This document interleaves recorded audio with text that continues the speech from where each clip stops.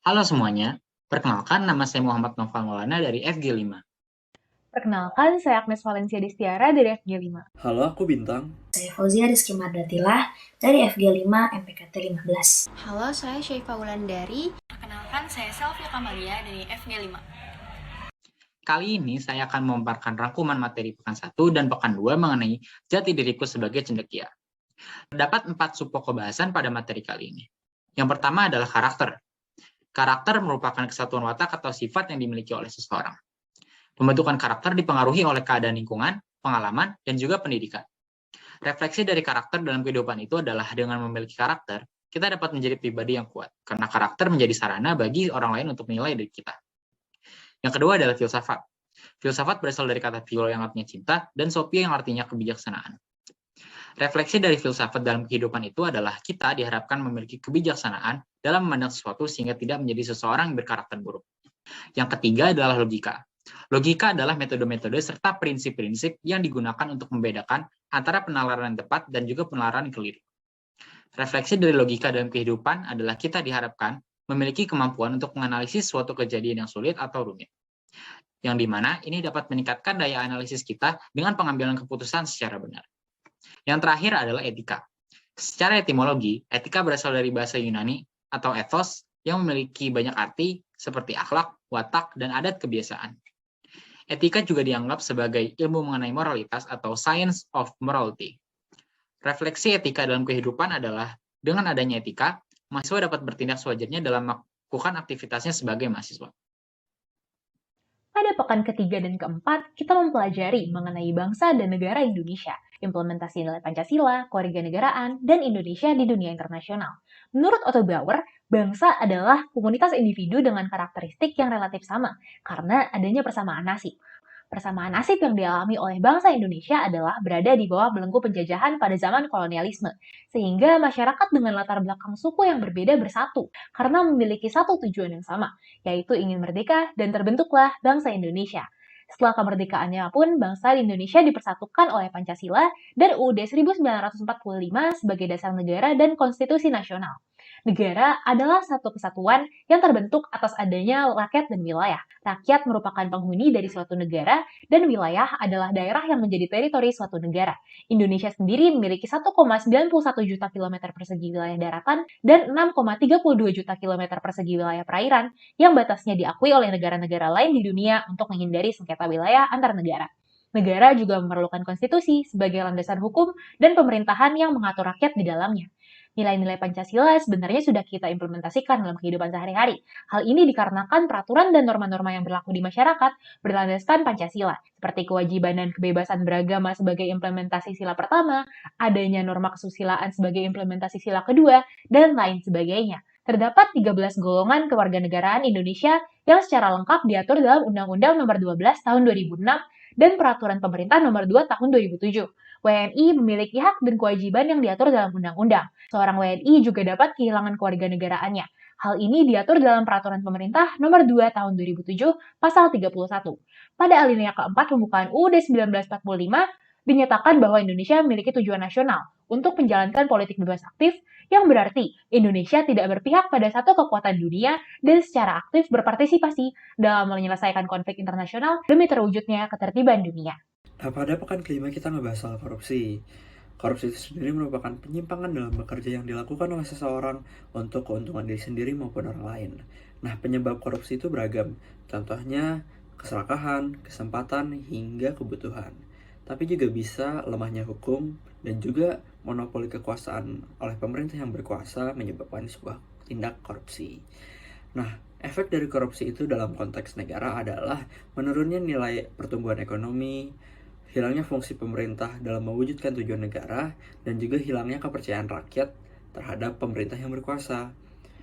Kemudian contoh korupsi di sekitar kita apa nih? Ada menyuap, menyogok, mencontek, hingga mungkin mencuri waktu seperti telat dalam pertemuan. Kemudian apa sih yang bisa kita lakukan sebagai mahasiswa? Kita bisa mengkampanyekan semangat anti korupsi maupun mengedukasikan kepada masyarakat banyak semangat anti korupsi.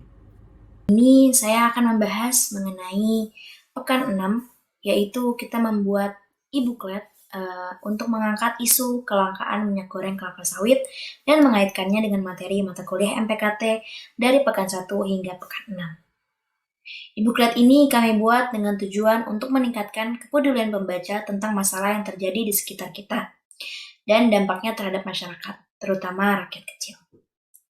Pokok bahasannya, bahasan pertama yang akan kami bahas dari modul MPKT ini adalah jati diriku sebagai cendekia. Pada pokok bahasan ini, kita akan membahas 5 aspek, yaitu filsafat, karakter, logika, etika, dan nilai. Studi kasus yang kami bawakan ini mencoba membahas mengenai kelangkaan minyak goreng yang membuat karakter bertindak secara serakah. Untuk mengantisipasinya, pendidikan karakter sejak usia dini ini sangat diperlukan dengan Peraturan Menteri Pendidikan dan Kebudayaan Nomor 20 Tahun 2018 tentang penguatan pendidikan karakter pada satuan pendidikan formal.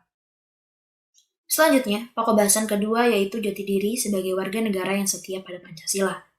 Isu ini cukup menyimpang dari poin-poin tuan, kemanusiaan, hingga keadilan. Dan selanjutnya yaitu adalah jati diriku sebagai kewarganegaraan.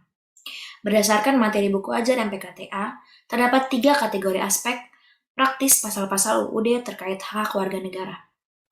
Aspek yang pertama adalah keamanan dan kenyamanan. Pada aspek ini, setiap masyarakat Indonesia berhak mendapatkan keamanan dan kenyamanan berupa mendapatkan kebutuhan minyak sesuai dengan intensitas praktis pada tiap harinya. Dengan begitu, tidak ada lagi warga yang saling memperebutkan minyak dengan cara yang tidak diperkenankan sehingga kenyamanan masyarakat menjadi terganggu. Aspek selanjutnya yaitu adalah kemerdekaan. Kemerdekaan yang dimaksud ini adalah kebebasan yang disertai dengan tanggung jawab. Oleh karena itu, warga negara Indonesia berhak mengeluarkan pendapatnya dan aspirasinya terhadap kelangkaan minyak yang tengah terjadi saat ini. Di samping itu, masyarakat Indonesia juga diberi hak untuk mendapatkan minyak sesuai dengan kebutuhan sehari-hari tanpa memandang suku, ras, atau jabatan. Masyarakat juga berhak memberikan kritik dan saran ketika tidak mendapatkan minyak sesuai dengan ketentuan yang ditetapkan yang disertai dengan etika dan tanggung jawab. Saya akan memaparkan materi pada pekan 7, di mana kami mempelajari arti tentang wirausaha. Kewirausahaan adalah suatu proses dinamis untuk menciptakan nilai tambah atas barang dan jasa serta kemakmuran. Menurut KBBI, kewirausahaan berasal dari kata wira dan usaha, di mana wira memiliki arti pejuang, manusia unggul, teladan, berbudi luhur, gagah berani, dan berwatak agung. Sedangkan usaha memiliki arti bekerja dan berbuat. Menurut Thomas W. dan Zimmerer, kewirausahaan merupakan hasil dari suatu disiplin serta proses sistematis penerapan kreativitas dan juga inovasi dalam memenuhi kebutuhan dan peluang yang ada di pasar. Untuk memulai suatu usaha, kita harus memulainya dari mimpi. Kemudian dari mimpi tersebut, kita berusaha untuk mewujudkan mimpi agar usaha tersebut berjalan. Selain itu, kita juga harus memerhatikan latar belakang dan tujuan kita menjalankan usaha tersebut. Maka dari itu, sebagai generasi muda, kita harus berpikir kreatif dan memiliki semangat serta inovasi untuk melakukan sebuah usaha. Sekian dari saya. Pada kali ini, saya akan membahas mengenai tugas minggu ke-8 yaitu tentang wirausaha. Wirausaha adalah sebuah kegiatan atau usaha, suatu bisnis mandiri yang setiap sumber daya dan kegiatannya dibebankan kepada pelaku usaha atau wirausahawan, terutama dalam hal membuat produk baru, menentukan bagaimana cara produksi baru, maupun menyusun suatu operasi bisnis dan pemasaran produk, serta mengatur permodalan usaha. Wirausaha memiliki tujuan untuk menghasilkan sesuatu yang memiliki nilai lebih tinggi dibandingkan sebelum diolah. Menurut Fahmi, 2013, kewirausahaan adalah suatu ilmu yang mengkaji tentang pengembangan dan pembangunan semangat kreativitas serta berani menanggung risiko terhadap pekerjaan yang dilakukan demi mewujudkan hasil karya tersebut. Yang berikutnya adalah benang merah. Yaitu menurut video Prof. Ari Kunchoro part 3, berpikiran out of the box cocok menjadi seseorang pemimpin. Berpikir out of the box melatih kita menjadi seorang pemimpin, entrepreneur, politisi, dan lain-lain. Selain itu, teamwork atau kerja tim perlu dididik secara dini untuk menumbuhkan dan mengembangkan sifat leadership, koordinasi, persuasi yang dimiliki setiap orang dan harus dibina sejak dini. Menurut video Menkominfo, anak muda ayo bangun startup. Anak muda didorong untuk membuat startup karena Indonesia merupakan salah satu negara dengan potensi ekonomi digital yang cukup besar. Dengan demikian bisa disimpulkan bahwa pengertian kewirausahaan entrepreneur adalah proses dalam mengerjakan sesuatu yang baru secara kreatif dan sesuatu yang berbeda, serta bermanfaat dan memberikan nilai lebih pada suatu jenis barang maupun jasa. Menjadi seorang wirausahawan tidaklah mudah. Seorang wirausaha harus memiliki mental yang kuat untuk berani mengambil risiko. Selain itu, wirausahawan juga dituntut untuk kreatif.